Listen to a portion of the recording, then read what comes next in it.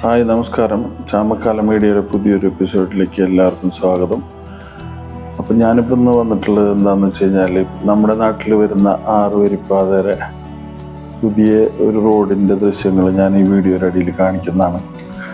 അപ്പോൾ നമ്മുടെ നാട്ടിൽ വണ്ടി ഓടിക്കുന്ന എല്ലാ ആളുകളും ഒരു നിയമവും അറിയാതെയാണ് നമ്മുടെ നാട്ടിൽ കൂടെ വണ്ടി ഓടിച്ചു പോണത്.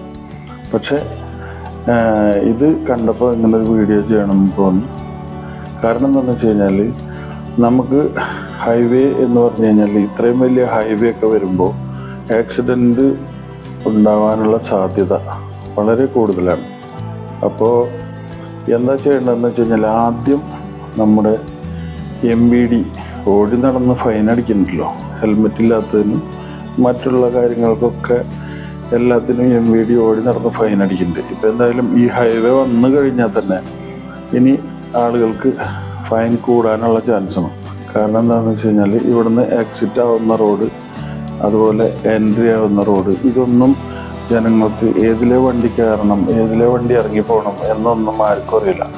6 വരിപ്പാത ഉണ്ടാക്കിയിട്ടുള്ളത് അതേ സിസ്റ്റത്തിലാണ്. ഒരു ഇൻ്റർനാഷണൽ ഹൈവേ എന്ന് പറഞ്ഞു കഴിഞ്ഞാൽ അതിനകത്ത് കൂടി വണ്ടി ഓടിക്കേണ്ട രീതി എന്താണെന്നൊന്നും നമ്മുടെ നാട്ടിലുള്ള ആർക്കും അറിയില്ല. അപ്പോൾ ശരിക്കും പറഞ്ഞു കഴിഞ്ഞാൽ, ഈ മന്ത്രി ഗണേഷ് കുമാർ ആയാലും നമ്മുടെ കേരളത്തിൽ കൂടെ വരുന്ന ഹൈവേയിൽ എങ്ങനെയാണ് വണ്ടി ഓടിക്കേണ്ടത് എന്നതിനെക്കുറിച്ച് ഒരു ബോധവൽക്കരണം നടത്തുന്നത് നന്നായിരിക്കുന്നതാണ് എനിക്ക് തോന്നുന്നത്. കാരണം ഇപ്പം തന്നെ ഈ റോട്ടിൽ കൂടി വണ്ടി ഓടിക്കുന്നത് എങ്ങനെയാണെന്നുള്ളത് ഞാനിപ്പോൾ ഇതിൽ കാണിച്ചു തരാം.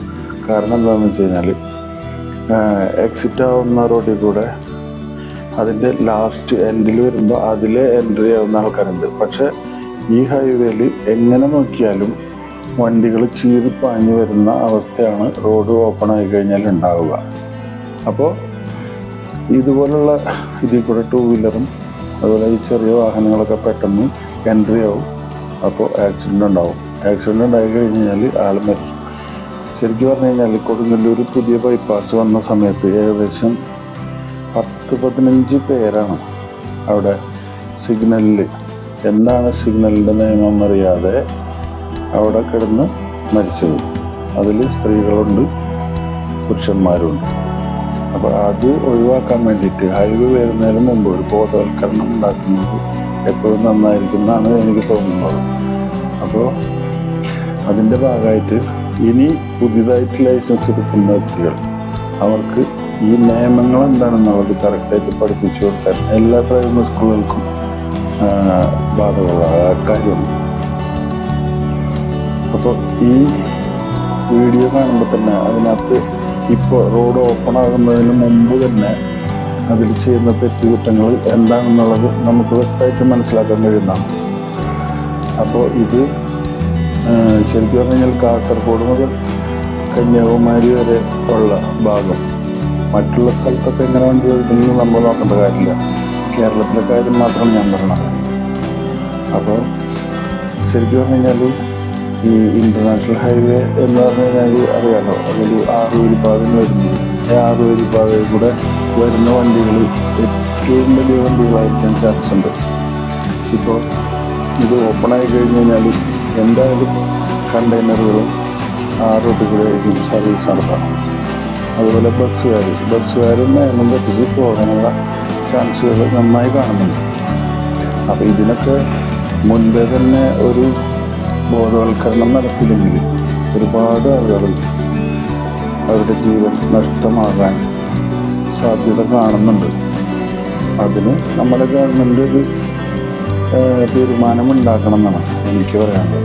അല്ലാതെ നിയമം തെറ്റിച്ച് കഴിഞ്ഞ് കഴിഞ്ഞാൽ ഫൈനടിച്ച് വിട്ടിട്ട് കാര്യമില്ല. ആ ഫൈൻ അടച്ചുകൊണ്ട് പിറ്റേ ദിവസം വീണ്ടും അവർ അതേപോലെ തന്നെ പോകാനാണ് സാധ്യത. പിന്നെ ഈ ഗൾഫിലൊക്കെ ചെയ്യുന്നത് പോലെയല്ല നാട്ടിൽ ഹൈവേയിൽ ചെയ്ത് വെച്ചിട്ടുള്ളത്. അവിടെ ചെയ്തിട്ടുള്ളത് വെറുതെ സിബ്രാലയിൽ വരച്ചിട്ടുള്ളത് പോലെ വെറുതെ വരച്ചിട്ടുള്ളൂ. പക്ഷേ ഇവിടെയൊക്കെ ശരിക്കും കട്ട വെച്ച് കെട്ടി അങ്ങോട്ട് തിരിയാനുള്ള റോഡ്, അല്ലെങ്കിൽ അവിടെ നമ്മുടെ എൻട്രി ആവാത്ത രൂപത്തിൽ അവിടെ ക്ലോസ് ചെയ്തിട്ട് അവർ ചെയ്തിട്ടുള്ളത്. പക്ഷേ നമ്മുടെ നാട്ടിൽ അങ്ങനെയല്ല, ചെറിയ വെള്ള കളറിൽ വര വരച്ചിട്ടുള്ളൂ. ആ വര എത്ര നാൾ നിൽക്കുന്നുള്ളത് കണ്ടറിയണം. അപ്പോൾ അതാണ് എനിക്ക് പറയാനുള്ളത്. അപ്പം എല്ലാവർക്കും ഈ വീഡിയോ ഇഷ്ടപ്പെട്ടു കഴിഞ്ഞാൽ ലൈക്ക് ചെയ്യുക, ഷെയർ ചെയ്യുക. അപ്പോൾ എല്ലാവർക്കും ഇത് എത്തിച്ചു കൊടുക്കാം. അപ്പോൾ എനിക്കറിയാവുന്ന ഞാൻ പറഞ്ഞു മാത്രം. ഇനി ആരും എൻ്റെ മക്കൾ കയറാൻ പറ്റില്ല. അപ്പോൾ എല്ലാവർക്കും നന്ദി, നമസ്കാരം, താങ്ക് യു.